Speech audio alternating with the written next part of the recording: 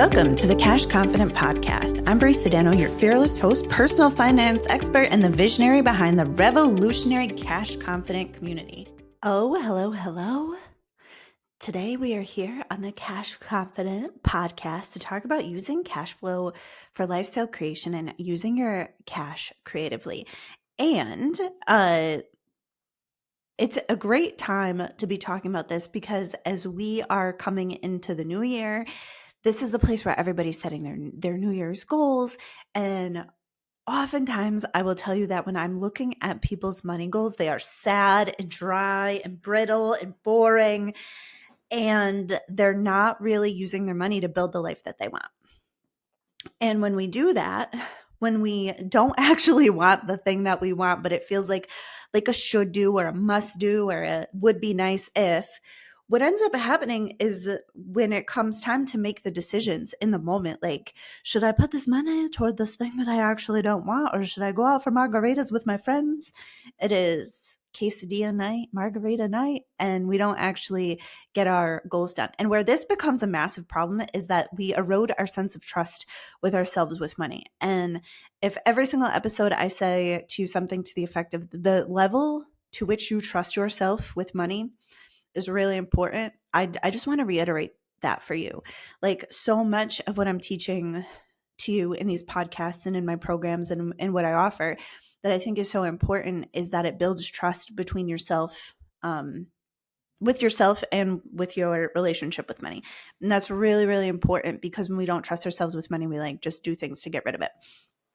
So I just want to give you some ideas here just to start to think about. And as New Year's comes, I'll do a goal setting episode, also like how to set financial goals. But this, I just want to give this to you to just open up your mind a little bit and to help you just kind of ponder about things a little bit differently, right? And so I'm going to tell you a couple stories. All right. So back in the day when I was a stockbroker, right, when I was selling stocks and bonds, I was doing a lot of work with people on student loans, right? And I want to tell you that I worked with two different people who had they were about the same age. They had about the same amount of student loans, right? And one of these people wanted to buy a house real bad.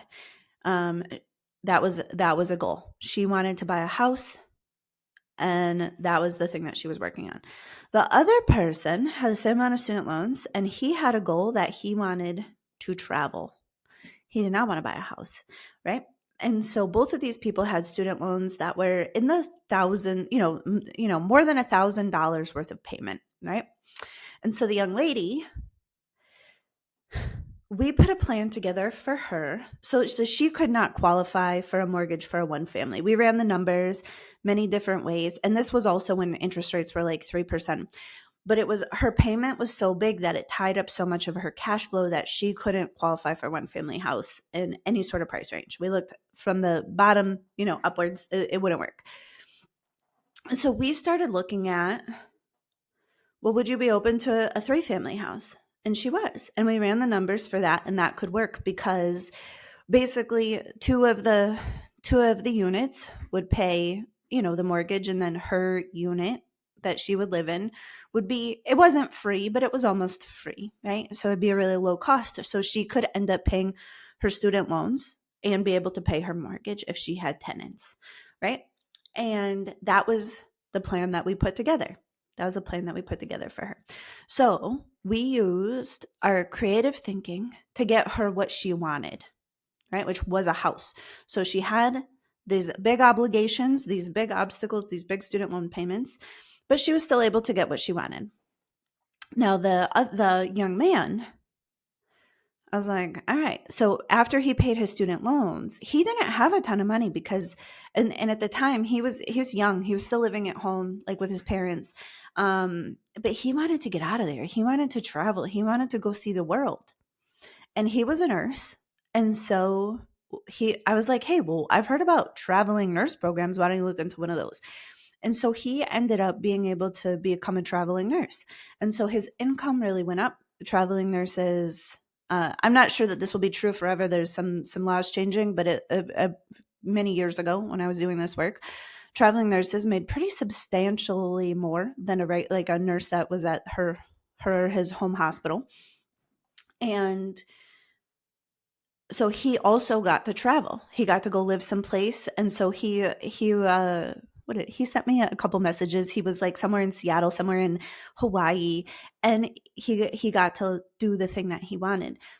And so listen, in both of those circumstances, we could have looked at the lack of money or these student loans as the obstacle, and we could have put together a plan to hurry up and pay off the student loans before we did anything else.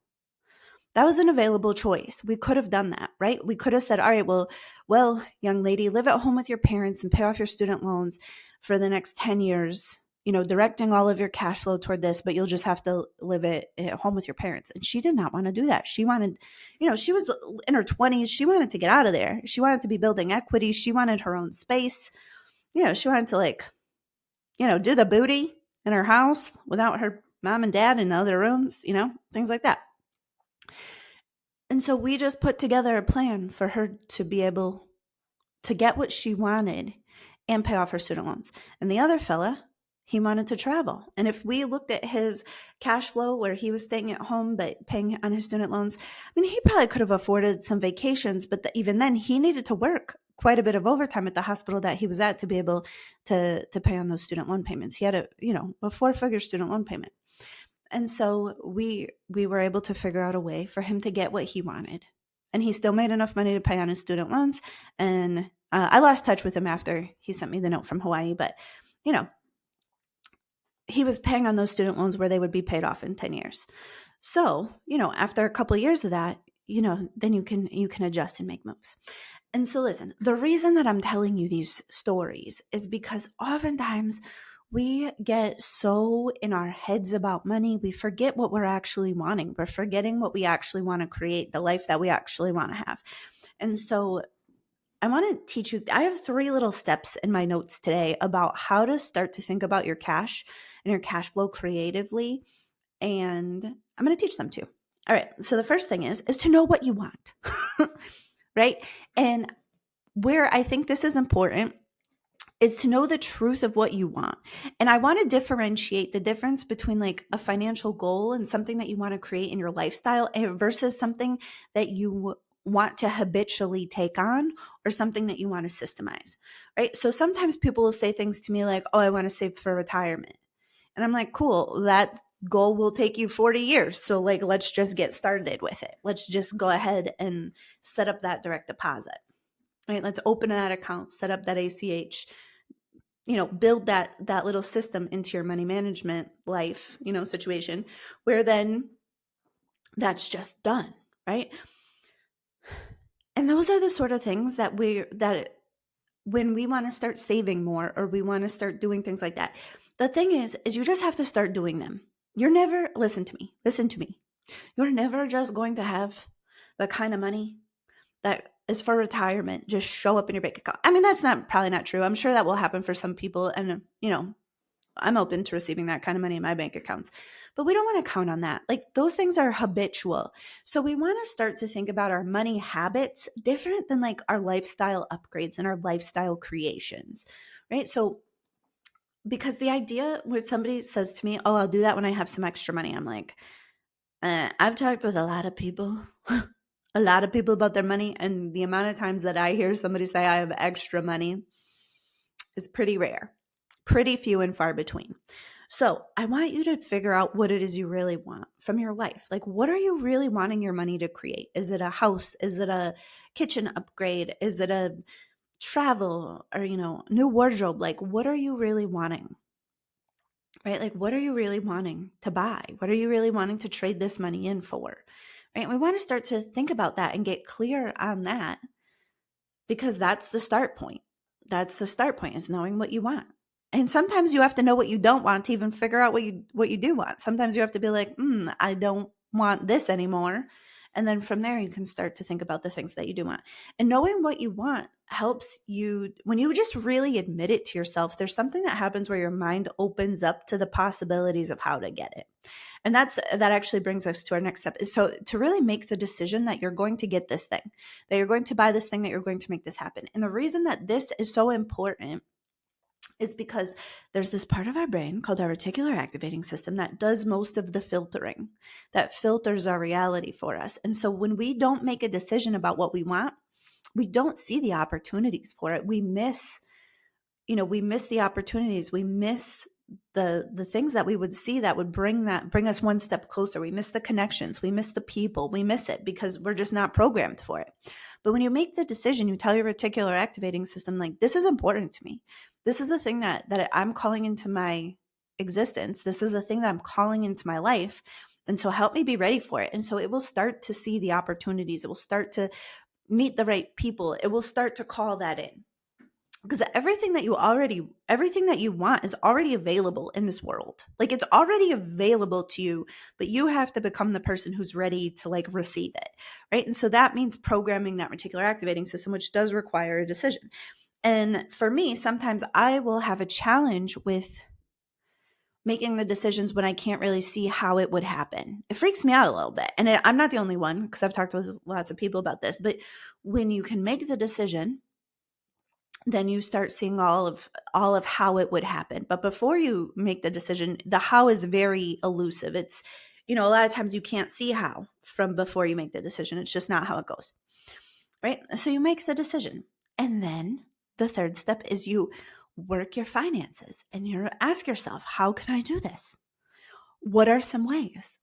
What are the ways that I could figure this out? And you just start making a list of how to make the money plans, right? How to make it happen. And I will tell you that there's the situation that happens when people make a decision. And it sounds maybe like a little woo-woo nonsense, but I've seen this happen for so many people that I'm going to share it with you, right? And so I can't even tell you how many people decide that they want something. And then they make the decision that they want it. And then we go ahead and we put a financial plan in place. And that financial plan might be a long plan. It might be working with what they're currently working with. And we say, all right, well, if you want, I'll tell you a quick story. So I had a client who wanted to buy a house. This is different from the first client. She wanted to buy a house and there were some obstacles. She had some credit issues to work on. She had some cash flow issues to work on. She needed to pay off some debt. There was quite some financial obstacles in the way. But she really decided she wanted it. It was super important to her. So she made the decision. So we worked it out. So she worked on her credit, right? So she worked on paying off all the old things, getting her credit cleaned up. And then she started working on adjusting her systems and she started saving money for the first time ever. And then she got a raise, a pretty substantial raise, like a very substantial raise. And then her spouse got a little raise. And so then the plan that we'd put together, that was a 4-year plan. They had that house within maybe like 18 months. It was a little bit more than a year, but it was way less than 2 years. And that's the power making the decision. And if I could tell you how many times somebody makes the decision that something's going to happen, they're like making the decision that they're going to take their kids on a trip, or they're making the decision. Once that decision is made, the universe really starts to open up. You start to find plane tickets super cheap. You start to get a great deal on a hotel room. Somebody offers you a timeshare. There's all sorts of ways that we can get what we want besides just only paying for it, even though some things we'll just pay for. And so when we're working the finances, the thing that's most important is that we want to always be using our finances toward the goal, toward the lifestyle that we're creating. And this is a different mindset than a lot of people have, because I will talk to many, many people and I'll say, all right, well, if I had a magic wand and I could give you anything that you wanted, what do you want? What do you want from, what do you want your life to be like? What do you want from your money that you don't already have? And they'll be like, oh, well, I want whatever's best for the money.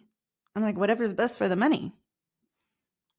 And when you really think about that, can you, I'll just put it into a different way. Can you imagine if I was in the kitchen and I said to you, well, how do I cook the thing? You would probably be like, well, what are you cooking? And I said, well, I'm going to cook whatever's best for my kitchen knives. You'd be like, what? Huh? That doesn't make any sense. And this is the way that I see it when people say that to me about money. When they're like, I want to do whatever's best for the money. I'm like, money is the tool. That money is the tool. and we don't want to be disrespectful. Like, we don't want to try to get our money to do, we don't want to try to buy something that costs $500 and go in there with $5. That's not going to work, right? Like, or we don't want to take our luxury vehicle off-roading. We don't want to do that. Or we don't want to use our kitchen knives to cut down a Christmas tree.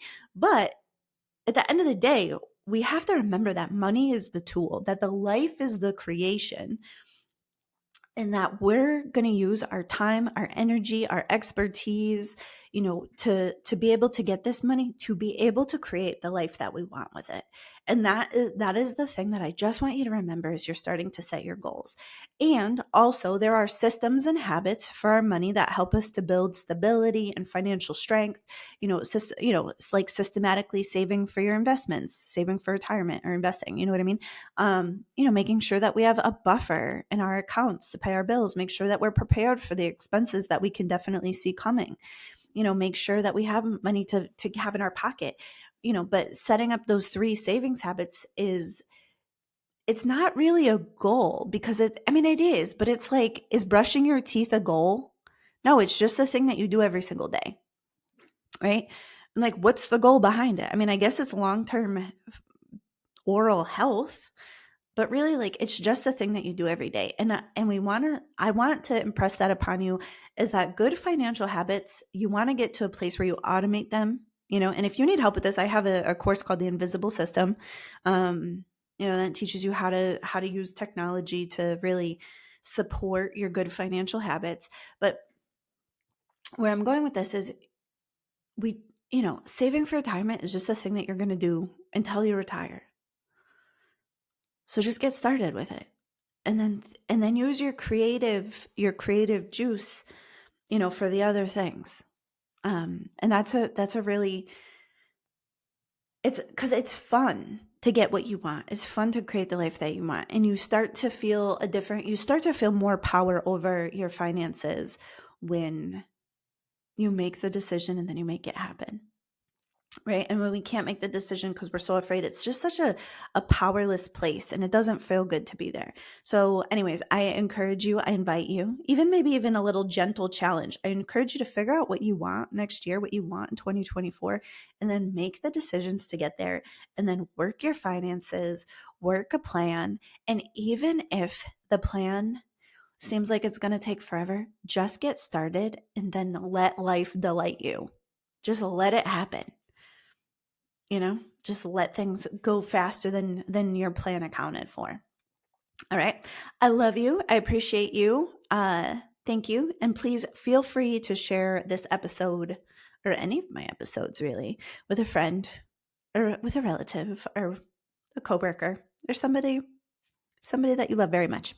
All right. Bye, everybody.